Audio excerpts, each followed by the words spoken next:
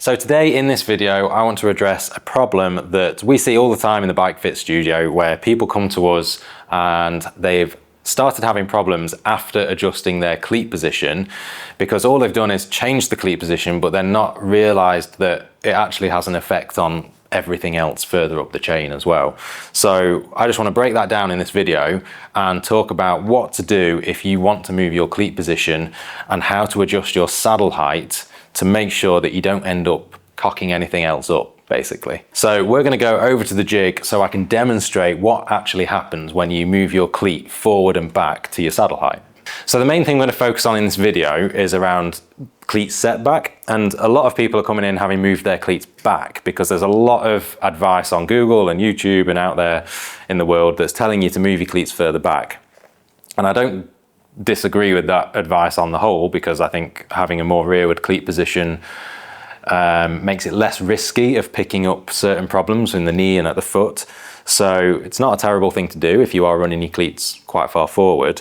But we're going to discuss how that actually changes your saddle height, because it does affect your saddle height in a really big way. So the first thing to understand, and it might seem quite simple, but it's like counterintuitive almost, in that moving the cleat back on the shoe actually moves your foot further forward, and moving the cleat forward brings your foot further back. So the way that that affects your foot's relationship with the saddle is that if you're moving your foot further forward and the cleat further back, then your foot is getting further away from the saddle. And if you move your cleat forward and your foot comes back, then your foot's getting closer to the saddle. So now that I'm sat on the bike, I'm going to exaggerate that adjustment just so it's more obvious to see on the camera. But as I've got the pedal now right under my toes, if you have a look at my knee's fairly bent. And then as I move the cleat back effectively and bring it right onto my midfoot, then my knee is extending more to be able to still reach the pedal.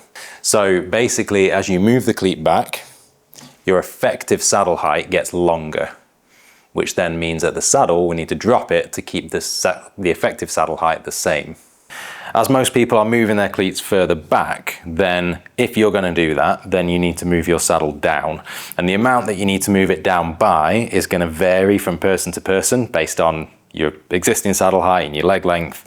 So it's a little bit difficult to say, oh, if you move your cleat back 3 mil, then you need to move your saddle height down 5 mil. But if you can make an adjustment in the right direction, at least you're going to be in the ballpark of keeping your saddle height the same when you're moving your cleat position. If you want to get this adjustment absolutely spot on, there are probably 3 ways to do it. One is to go through a bit of trial and error to sort of feel your way through the pedal stroke and feel your saddle height as you go along.